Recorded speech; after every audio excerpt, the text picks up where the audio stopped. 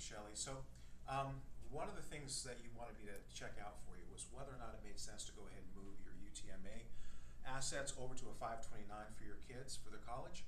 And yeah, so I went ahead and took a look at that for you. But before I go too much into greater detail, I did want to at least take a minute to talk about what a UTMA is. I know you've already set one up, but we also want to make sure that you fully understand what the advantages are to that along with the disadvantages. And then also the 529 plans. I want to expand on that a little bit. I know you've done some research on that, but we also want to make sure that everything that you understand is correct. So first of all, I want to expand on the information as far as what a 529 plan is.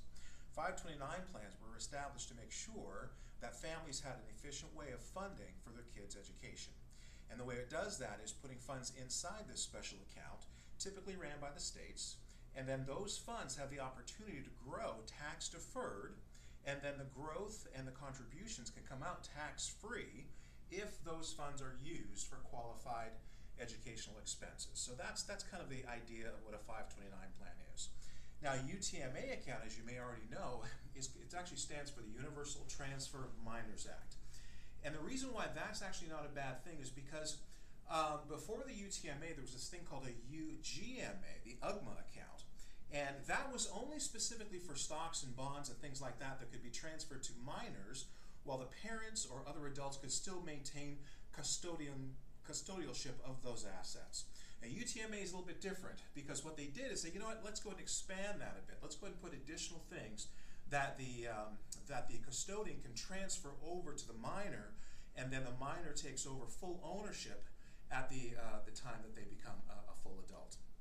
So I wanted to kind of talk a little about that because UTMA accounts are kind of nice in that it's not just your assets as far as stocks and bonds. You can also hold real estate inside them. And the other thing is, as far as the taxation of a UTMA account, they are actually going to be taxed at the beginning, as far as the first part of the gains, at the kiddie tax rate, which can be a little bit cheaper than at your higher rate. Okay, so we want to talk a little bit more about the pros and cons, just to make sure again that it makes the most sense for what you're trying to accomplish for your kids.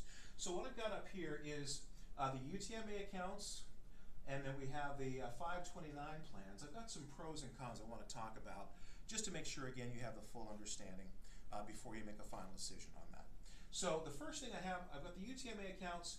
The pros, the first one I talk about is going to be the control and flexibility. So like I said, you're allowed to then transfer not just stocks and bonds like an old-fashioned UGMA account. You can now put also stocks, bonds, real estate, all sorts of different things under that UTMA umbrella. So I want you to kind of think of it as a very inexpensive trust.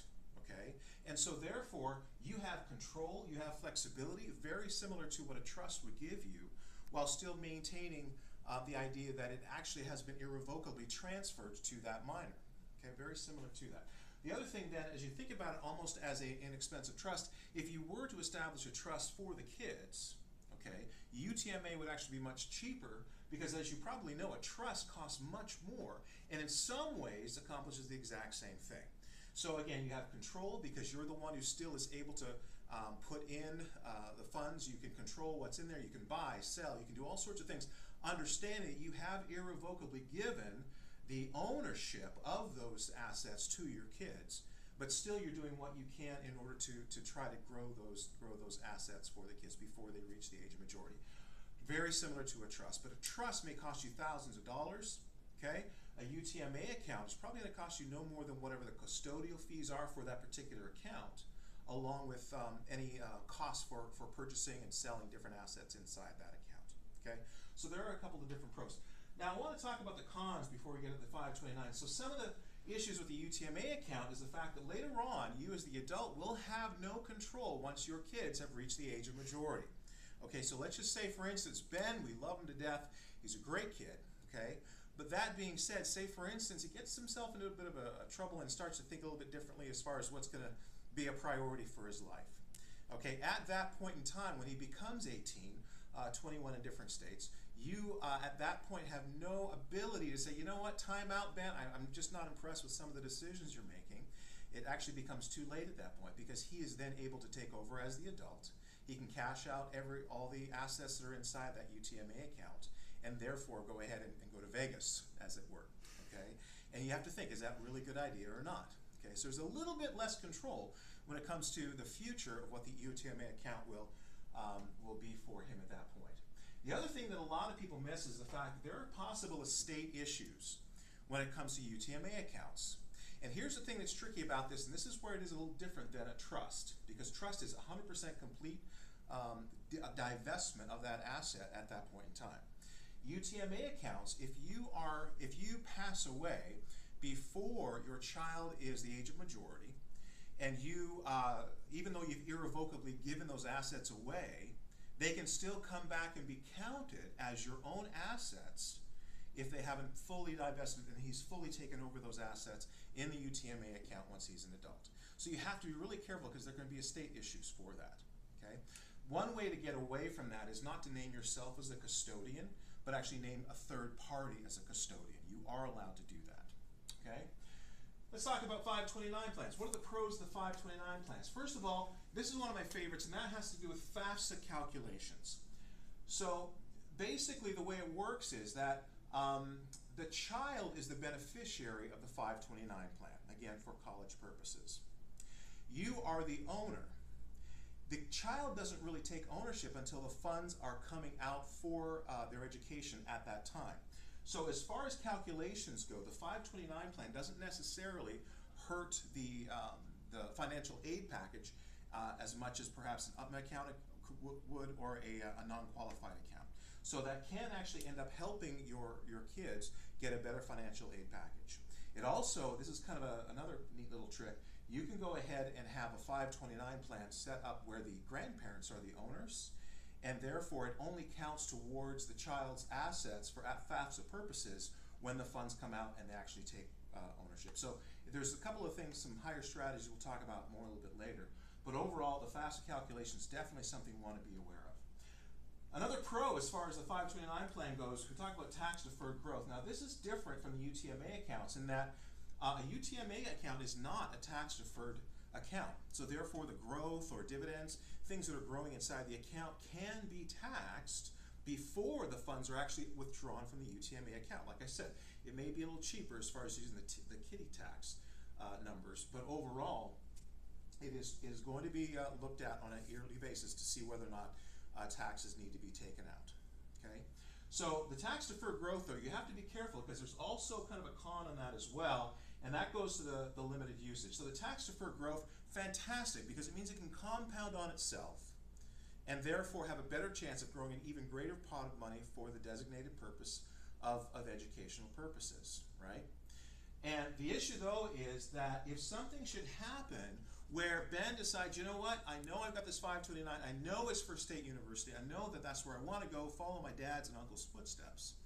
But the problem is, if he decides, you know what, I want to take this money out, I want to buy a car, okay, I want to go ahead and use the funds for something else instead. Well, technically that is something that can be done. However, that tax-deferred growth and all of that, all of those benefits start to melt away. So what happens, first of all, is there's going to be a 10% penalty on the growth of the funds inside the 529 plan. That's really, really painful. The second thing is all the tax deferral goes away as well. So not only is there a penalty, but there's also taxation on the growth when the funds are withdrawn for non-qualified purposes. So you have to be aware of that as well. Asset class limitations. This is another one that people don't typically think about, but the truth of the matter is, remember how I talked about the UTMA accounts? You can put all sorts of things. So say, for instance, real estate is set to really rise and make a really good, be a good investment perhaps over the next 2 to 3 years. Well, with a UTMA account, yes, you can hold real estate. But you don't necessarily, typically you cannot hold anything more than stocks, bonds, mutual funds, different things of that nature inside a 529 plan. And so you also realize that you're kind of limiting what you can do inside those accounts, and that again is something that is something to consider as well. And then finally, and this kind of goes along with what I was saying with the limited usage as far as cons go, that say for instance, Ben needs to have a vehicle to go to college. And some people might think, okay, that actually is a college expense. Well, typically, when the funds are withdrawn, it has to be for something like college books, tuition, food, things of that nature that are specifically linked to his college experience. Even though he may need a vehicle to drive to and from the college, it is not classified by the IRS as being a qualified expense for his college experience. So that's something else. So a lot of times what you may want to do is put some of the funds in a UTMA account for those kind of things, because otherwise there'll be a 10% penalty along with the taxation if you take funds out of the 529 plan for something like a vehicle for college.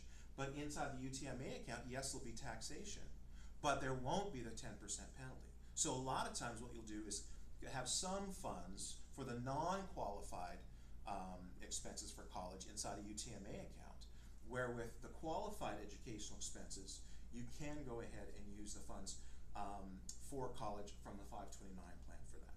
So anyway, I hope this kind of helps give you a better understanding as far as what the differences are between the UTMA and the 529 plan. And of course, as you know, as your financial planner, this is a marathon, not a sprint. And so as we kind of work through some of these issues, this particular issue may actually impact other issues as well, like your retirement planning, etc. So this is going to be an ongoing conversation, but I hope this helps clarify a little bit for you the differences